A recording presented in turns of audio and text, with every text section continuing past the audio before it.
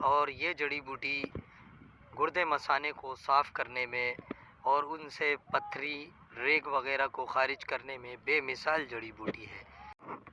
نحمدہ ونصلی ونسلم علی رسولہ الکریم، اما بعد فاعوذ باللہ من الشیطان الرجیم، بسم اللہ الرحمن الرحیم۔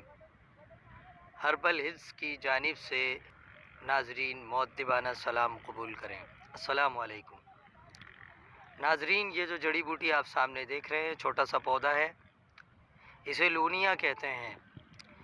یہ ویسے کھاری بوٹی ہے اور نمکیاتی بوٹی ہے، ذائقہ اس کا نمکیاتی ہے، اور یہ جڑی بوٹی گردے مثانے کو صاف کرنے میں اور ان سے پتھری ریگ وغیرہ کو خارج کرنے میں بے مثال جڑی بوٹی ہے۔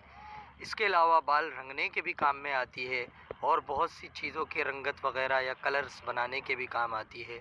قدرتی طور پر یہ آرگینک خودرو جڑی بوٹی ہے، یعنی خود ہی زمین پہ بارشوں کے بعد اگاتی ہے۔ آپ اس کا بخوبی معائنہ کر رہے ہیں لونیا جڑی بوٹی کا۔ اس میں یہ چھوٹے چھوٹے زرد کلر کے پھول ہوتے ہیں۔ یہ سفید رنگ میں بھی ہوتی ہے لیکن وہ کامیاب ہے اور کم دیکھنے کو ملتی ہے۔ اس کی جو شاخیں ہیں وہ میرون کلر کی ہوتی ہیں، سرخی مائل ہوتی ہیں، جیسے خرفہ جڑی بوٹی کی شاخیں ہوتی ہیں، اور ان میں کثرت سے پانی کی مقدار بہت زیادہ ہوتی ہے۔ توڑنے پر اور دبانے پر ہاتھوں میں پانی لگ جاتا ہے، جو بعد میں سیاہ رنگت لیے ہوتا ہے، یعنی خشک ہونے کے بعد پانی کا رنگ سیاہ ہو جاتا ہے۔ ناظرین، یہ جڑی بوٹی بہت ہی کام آنے والی جڑی بوٹی ہے اور بہت ہی صحت کے حوالے سے نفع بخش جڑی بوٹی ہے۔ اس کا شربت گردے مثانے کو صاف کر دیتا ہے، نظام ہضم کی اصلاح کرتا ہے۔ اس کے علاوہ سرما جات میں بھی اس کا استعمال ہے اور دماغ کو تیز کرنے میں بھی یہ مختلف معجونیات وغیرہ میں ڈالی جاتی ہے۔ کپڑے کی رنگت وغیرہ میں بھی صنعتی طور پہ یہ استعمال کی جاتی ہے۔ اسی حوالے سے میں آپ کو جسمانی طور پر مفید ایک خاص نسخہ اس کا پیش کرتا ہوں، سماعت کریں۔ ناظرین، یہ لونیا جڑی بوٹی آپ نے حاصل کر لینی ہے اور کوٹ کر اس کا پانی حاصل کر لینا ہے۔